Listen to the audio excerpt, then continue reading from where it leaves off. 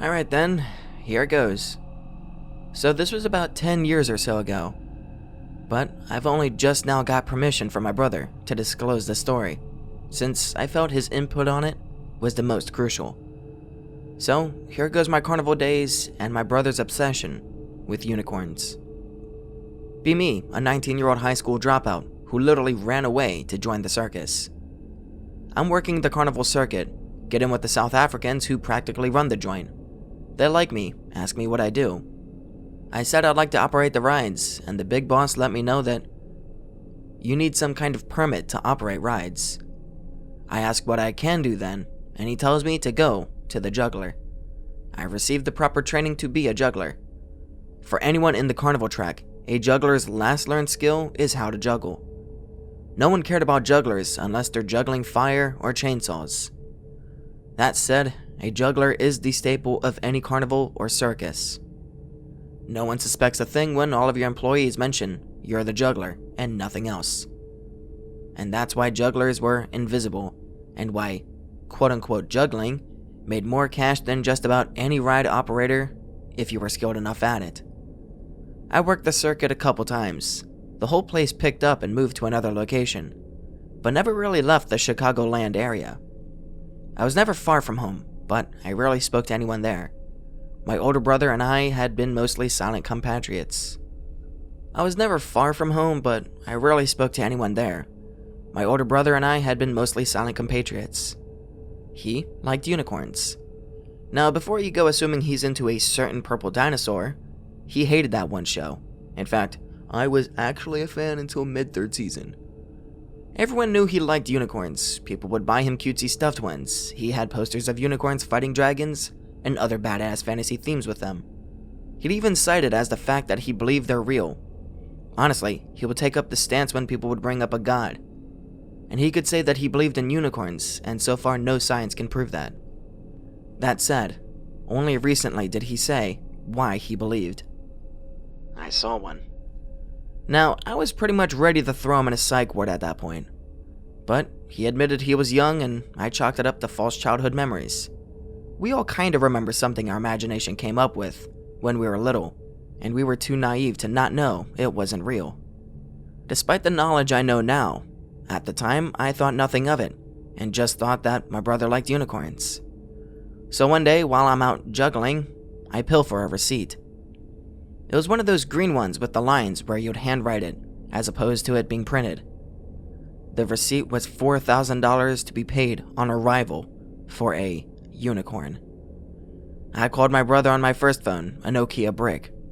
I told him about the receipt thinking he would get a laugh like me. He asked me if the receipt had an address. It did. He asked me how much money I could scrounge together. I told him about 1.5K. While true, I said it like a joke, but his voice was determined. I can get the rest. I'll be there to pick you up. I wasn't even done with my shift, but he didn't really ask. He pretty much just told me we were going before hanging up.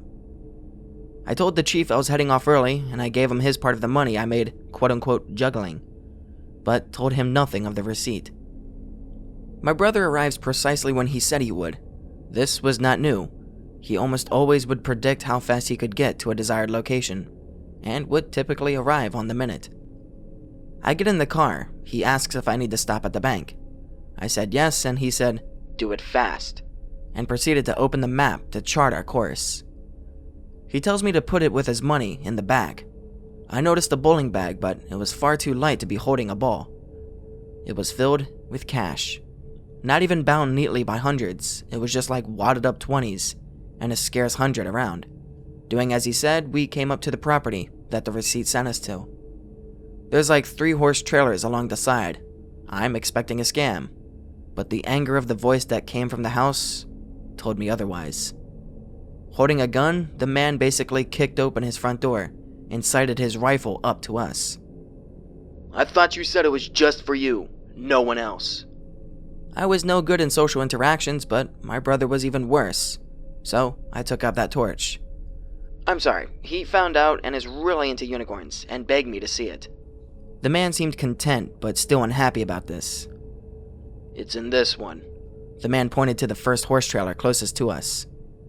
"Hook it up to your truck and I'll take your cash now. I want to see it first," my brother said in a tone like he was dreaming, and walked forward to peek in the window. "Better get to your friend. He's looking like he's seen enough." My brother had already dropped the bag just at his side, and the man picked it up without a word between them.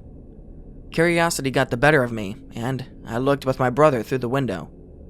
I saw nothing, just blackness in the window, my face pressed close until my whole vision was black. As I fell away from the window, I realized I was now sitting in the passenger seat of my brother's car. "It's a shame, too," was the first thing I heard when I came to, but he continued as if I was listening the whole time. "He was a really nice specimen, but he didn't like you." "Who?" I croak out. "The unicorn," he says calmly. "There was nothing in there. We're carrying an empty trailer." I turned and looked out the back window of the car. No trailer and no bowling bag in the back seat. "What happened?" I ask. My brother just says, "Oh my God, you don't believe in unicorns, do you?" My silent questioning echoed within the car. "But I do." "Since when?" he asks, smiling like a Cheshire cat. "Right now. Then next time, you'll see it," he said with that grin on his face, but turned to the road. "They're more beautiful than I've ever imagined." This event wasn't really ever mentioned again between us, but neither of us looked at unicorns the same way. There was this sort of bond that was established while seeing unicorns in public, a knowing glance like we were both in on a joke. Eventually, we go our separate ways again and start our lives. I called him up recently to ask about that time we bought a unicorn. "Yeah, he really didn't like you," he reiterated during the conversation. I didn't tell him what I had seen before calling him. I merely asked if I could tell the story. He didn't care. He was always a laid-back guy, and basically knew his name wouldn't even be attached. The true terror that instigated this call was none other than the unicorn. I was even staring at it through my back porch window during the call. It was nothing like its white and glittery depictions on Girls Trapper Keepers. This thing was unlike any animal I've ever seen. But somehow, while looking at it, you just knew what to call it. Unicorn. Ideally perfect, flawless, and stunning anatomy that puts even the most biologically advanced animals to shame. When I turned on the light in my dining room, where I can see the back window from, the unicorn was gone in an instant that the light turned on, like a shadow. I may not be the most pure human on Earth, but I feel like there are people way worse than me to warrant a unicorn's wrath. What does that even fucking mean?